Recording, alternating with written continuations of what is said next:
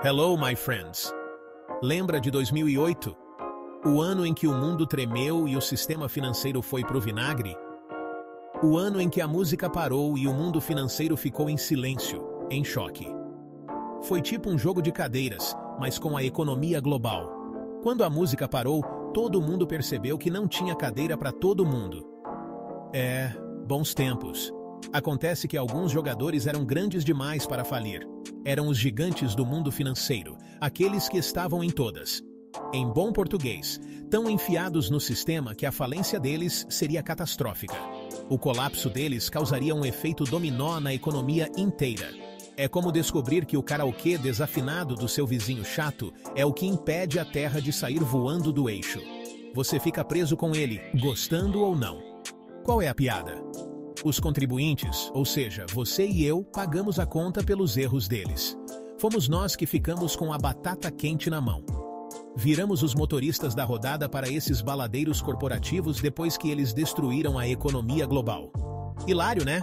Eles festejaram, tomaram decisões irresponsáveis e quando tudo deu errado, nós é que tivemos que limpar a sujeira. O governo entrou com pacotes de resgate, usando o dinheiro do contribuinte para sustentar essas instituições falidas. Foi um sapo difícil de engolir, ver nosso suado dinheirinho sendo usado para salvar quem tinha apostado tudo e perdido. Enquanto isso, pessoas comuns estavam perdendo suas casas, seus empregos e suas economias. Pequenas empresas estavam fechando e famílias estavam lutando para sobreviver. Os especialistas debatiam na TV, tentando entender tudo, enquanto nós éramos deixados para juntar os cacos.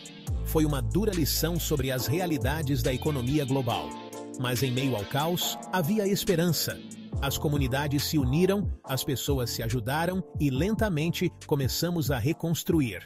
O caminho para a recuperação foi longo e difícil, mas perseveramos. E agora, olhando para trás, podemos ver o quão longe chegamos. Aprendemos, crescemos e saímos mais fortes. A piada pode ter sido com a gente, mas a transformamos em uma história de resiliência e esperança. Primeiro, o Lehman Brothers.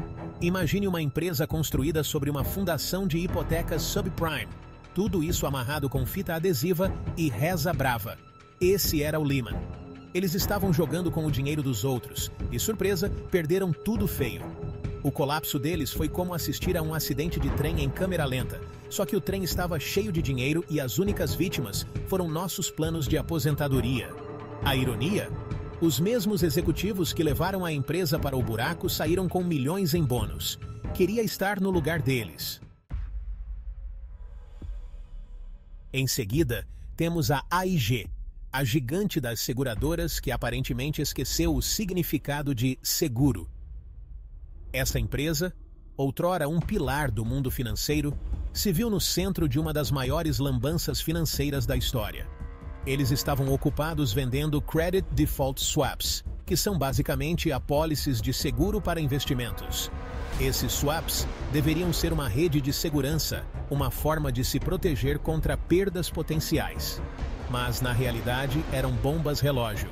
Parece chato, né? Bem, a coisa fica interessante quando esses investimentos são pacotes de hipotecas subprime disfarçados de títulos EAA. Eram empréstimos de alto risco concedidos a pessoas com crédito ruim, mas eram embalados e vendidos como se fossem investimentos de primeira linha. Quando a bolha imobiliária estourou, a AIG estava devendo bilhões. O valor dessas hipotecas subprime despencou e, de repente, a AIG teve que pagar por todos aqueles Credit Default Swaps. Foi uma catástrofe financeira. A solução deles? Obter um resgate do governo, vulgo você e eu. Os contribuintes foram forçados a pagar a conta, que chegou aos 182 bilhões de dólares. Foi um dos maiores resgates da história e deixou um gosto amargo na boca de muitos. Eles então usaram esse dinheiro para, adivinhem, pagar bônus para os mesmos executivos que os colocaram nessa enrascada. Essas eram as mesmas pessoas cujas decisões imprudentes quase derrubaram todo o sistema financeiro. Porque nada diz, me desculpe, como um bônus multimilionário. foi um tapa na cara do povo americano, que estava lutando contra as consequências da crise financeira. Os executivos saíram de bolsos cheios, enquanto pessoas comuns perdiam suas casas e economias.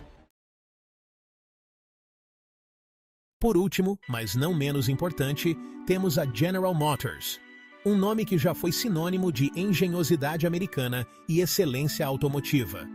Lembra quando as montadoras americanas eram conhecidas por sua qualidade e inovação? Nem eu. Aqueles dias parecem uma lembrança distante, perdida no retrovisor da história. A GM era como aquele tio que vive pedindo dinheiro emprestado para sua ideia infalível de negócio, sempre prometendo que desta vez vai dar certo. Mas, ao contrário do seu tio, a GM tinha uma rede de segurança muito maior. Só que desta vez, o governo, vulgo você e eu, é que estávamos entregando a grana.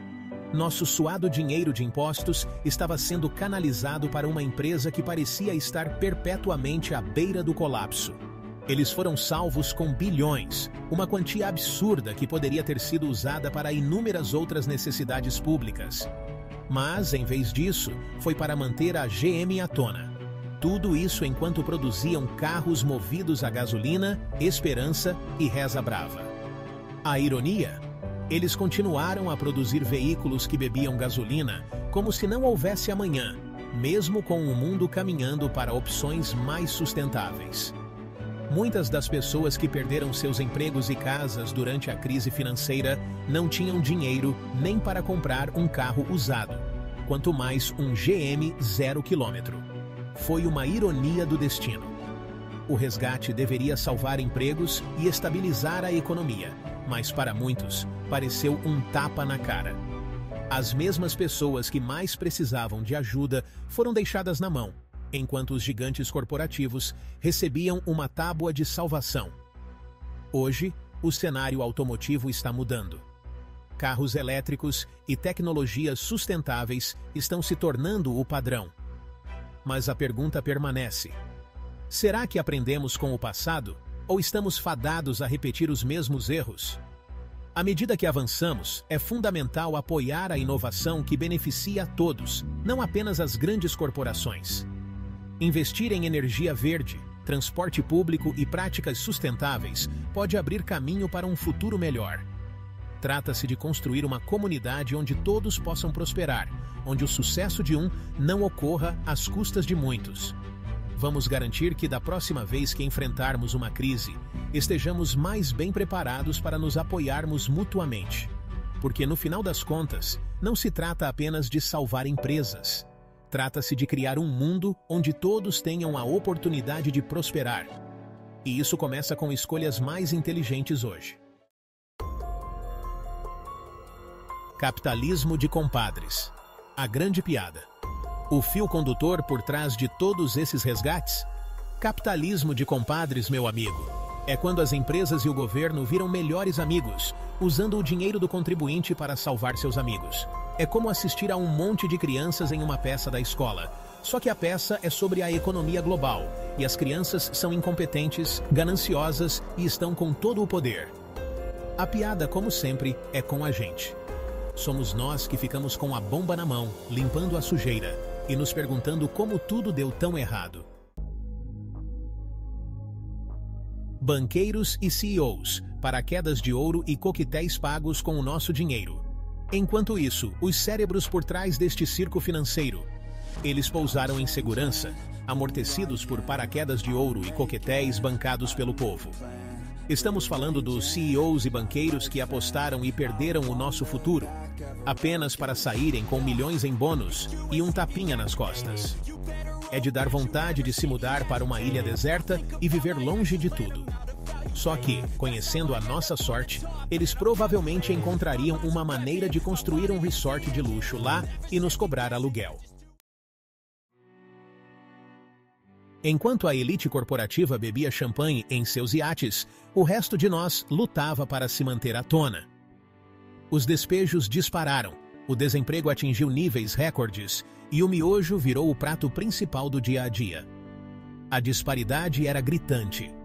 Era como assistir a um programa de auditório em que um participante começa na frente, com todas as respostas e a vitória garantida, enquanto o outro participante é forçado a jogar com as mãos amarradas nas costas. Os resgates criaram um precedente perigoso: o risco moral. É como saber que seus pais ricos sempre vão te tirar da cadeia, não importa quantas leis você viole. Para que ser responsável se não há consequências para suas ações? Essa mentalidade de grande demais para falir incentiva o comportamento imprudente, sabendo que o contribuinte sempre estará lá para juntar os cacos. É um ciclo vicioso de ganância, resgates e mais ganância. Então, o que aprendemos com todo esse fiasco financeiro?